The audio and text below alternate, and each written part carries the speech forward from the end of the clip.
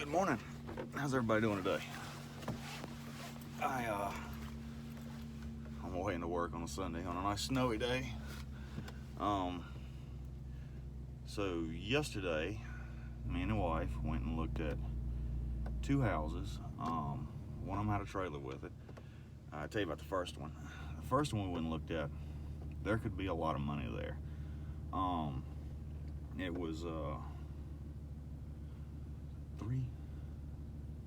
I can't remember if it was 2 or 3 bedrooms. Let's say it was 2 bedrooms.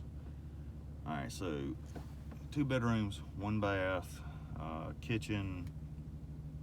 I'm trying to walk my way through it and see if I can remember everything that was on it. Kitchen, dining room, den, living room, all that good stuff. And all that's on the main level, and it had an upstairs. Not real sure what was going on up there, but it was not completed at all. Let's see. No drywall, no rooms framed up or anything. It was just an open upstairs. It was really interesting. I'd never seen anything like it.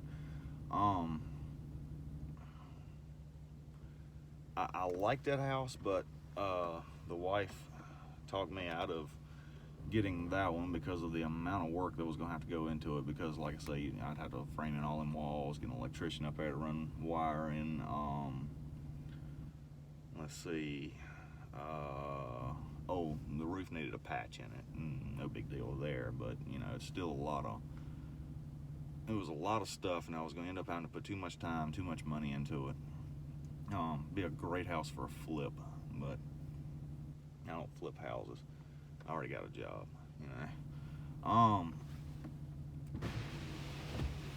Let's see.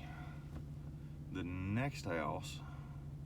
Oh man! After you finished that upstairs on that first house, you could have had an extra bedroom, extra bathroom up there. It had a full basement that was unfinished, but I think it might have had some water issues there, maybe some foundation issues. Have to get somebody in there to cut a French drain out and make sure all the water's getting sucked out properly and all that stuff. But like I say, it could have been a really nice money maker, but just all the time it goes into it, it wouldn't be worth it to me at this point. The next house we looked at, pulled up in a driveway, and the woman that owns the place, she was in there. And Rebecca knows her, and she is something else. But anyway, she's, "What are y'all doing out here?" And just got kind of hateful with me. But I was like, "We're just here with our realtor." But anyway, went in there and looked around that house. It was 3 bedroom, 1 bath. One of the bedrooms was really odd. You would have had to walk through. If you were in the back bedroom, you would have had to walk through another bedroom to get out to go to the bathroom, or to get out and go anywhere, So I would have had to cut a door coming out of that bedroom, going into the bathroom, making it like a Jack and Jill. No big deal. Huge ceilings. The house used to be a store, and honestly, that could probably be a little bit of money right there. Probably be right much money there too.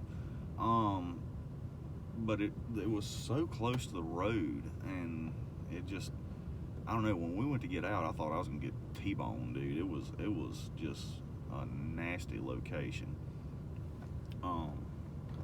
It had a trailer around back, which really kind of, I was like, hey, this is great. It's a house and a trailer. I've done that before. I've seen the video. Y'all know.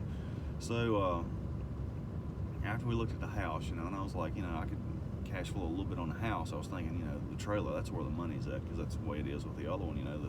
The house makes a payment, and I get a little bit of cash flow off the house, but the trailer, I get all the cash flow from the trailer. So I was thinking it'd be kind of the same situation. I went back there and looked at this trailer, and I was like, oh God, it was terrible, dude. It was green shag carpeting all the way through it. The countertops and cabinets and everything looked like some sort of 1960s science fiction spaceship. They're all rounded and just weird looking. I mean, it was the ugliest thing I've ever seen in my life, the ugliest trailer I've ever seen.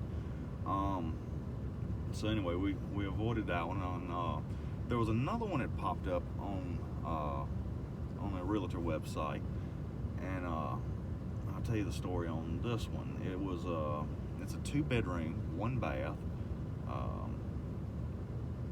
Let's see, I think it was like 700 square feet, or maybe a little bit more. Doesn't really matter. It was about 700 square feet, and I kept running the numbers on it, and I was like, it could be okay, but it's just not great. But anyway, I told my realtor, I'd like to check this one out too. And she called the owner, or the other realtor, or whatever. She called somebody, and they was telling her the situation. And the situation is, the owner of the house is renting the house and has become attached to the tenants. Like they've become friends, and she's afraid that the tenants are going to end up losing their house, and if somebody else buys it. So she ended up pulling it off the market yesterday. But then my realtor says to the other realtor, and it's all just a big communication triangle, says well, the people I have are investors. They probably wouldn't be that, they probably try to keep the tenants in there, and I would, I mean, finding new tenants can be kind of expensive. Let's say it takes 3 months. That's 3 months of the payments coming out of my pocket, and I don't like that. I'd rather just buy a house and it already be there. So even though it was pulled off in market, I am scheduled to look at that house. I think it was February 13th at 6 p.m. They said I would be the first person to see it if they decide to go back to market with it. So yeah, I think I'm probably gonna get that one. It's a little bit, not much, a little bit more than what I want to spend on one. So I might just put in an offer, 10% less than what they're asking, and try to get them to cover closing costs. Always, I've said it before, always try to get them to cover closing costs, even if you have to pay asking price. Let them cover the closing costs, because that's an expense you don't want to pay. It becomes a headache with the closing costs. So anyway, I'll fill y'all in on the 13th or maybe the 14th, about what I come up with on that property. Let's see, the cash flow on that one, it wouldn't be a lot. I think I figured it up as being like $215 a month or something like that. So what's that, like a little over $14,000 a year, $1,400 a year.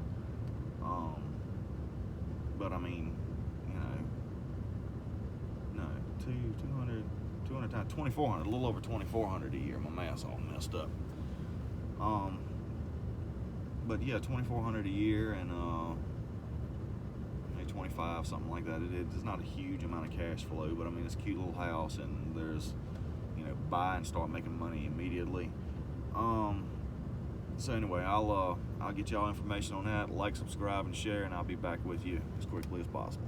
Later.